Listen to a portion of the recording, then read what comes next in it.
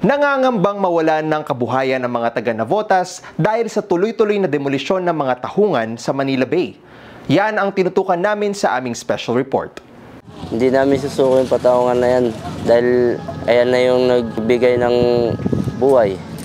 Simula pa sa ninuno pa namin. Kaya napaka sakit yung mawala yan. Ito ang tugon ni Romel, residente ng Navotas, sa tuloy-tuloy na demolisyon ng mga tahungan sa Manila Bay. Isang busero si Romel o sumisisid sa dagat para mag-ani ng tahong. Ang dagat na raw ang kinagisnang hanap buhay ng pamilya niya. Napakalaking halaga itong dagat sa amin. Ito na kami nagkaroon pamilya. Dito ko binuhay yung 4 kong anak. Pebrero ngayong taon nang muling nakatanggap ng demolition notice ang mga magtatahong at mangingisda sa Navotas mula sa lokal na pamahalaan. Katwiran nito, iligal at marumi raw ang mga baklad at tahungan. Ito na ang 3 beses na nakatanggap sila ng parehas na abiso simula noong nakaraang taon. Bagamat hindi pa inaabot ng demolisyon ng tahungan nila Romel, hindi raw ito nangangahulugang hindi apektado ang kita nila. Dahil nga sa nangyayari bunutan, natakot sila na mabunot yung tahungan nila. Kaya maraming nag-uuna na makakuha ng tahong at ibenta. Naagad namin yung tahong namin na dapat hindi paanihin, napipilitan kami. Paliwanag ni Romel, matumal na ang benta at bagsak presyo na kung may maibenta man ng mga tahong. Kung dati ay nasa 1,500 pesos ang isang banyera, ngayon ay 500 pesos na lang o mas mababa pa. Tapos pinamigay na namin yung tahong namin. Sa nakaraang mga taon, pinapalayas rin ang mga magtatahong at mangingisdang nakatira sa paligid ng Manila Bay gaya ng mga komunidad sa Cavite. Ayon sa Agham, isang grupo ng mga siyentista, maaaring may ibang pakay ang pamahalaan kung bakit sila sapilitang pinapaalis.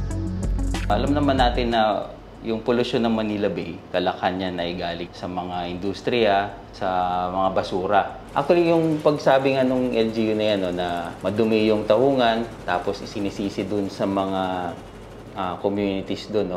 Parang pag-weaponize to nung rehabilitation against sa mga maralita ng mga communities around Manila Bay. Nitong May 6, naghain ng administrative complaint ang mga grupo ng mga mangingisda at environmentalists sa Philippine Reclamation Authority at Department of Environment and Natural Resources para suriin ang epekto ng reclamation at dredging activities sa Manila Bay. Para sa mga grupo, ito ang malaking dahilan ng polusyon sa Manila Bay. Ganito rin ang pagtingin ng mga residente ng Navotas. Kaya para sa kanila, reklamasyon o pagtatambak para lumikha ng bagong lupain ang nasa likod ng pag-demolish ng mga tahungan. Kasi ang inaano nila sa reclamation yan, mas malaking kikitain nila kaysa sa amin. Kaya gusto nila sakupin ng dagat.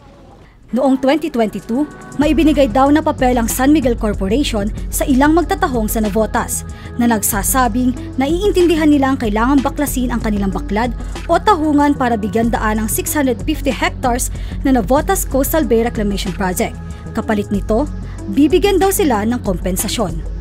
Inanunsyo mismo na Navotas LGU ng 73.3 hectares na Navotas Coastal Development, dito dadaan ang expressway papuntang New Manila International Airport o ang kontrobersyal na Aerotropolis Project sa Bulacan, na proyekto rin ng San Miguel Corporation.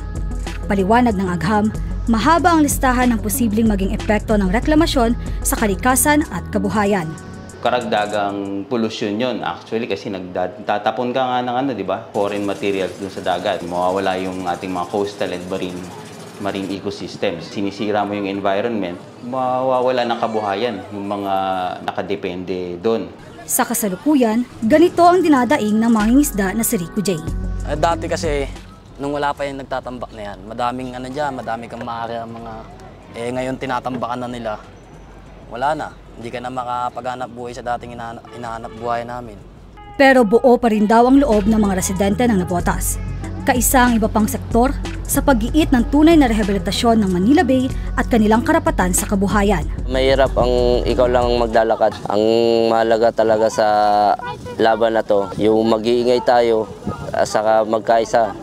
Paglaban natin yung karapatan natin. Ito si Ella Oriendo, kasama si Kelly at Kyla Arellano, nag-uulat para sa Alab.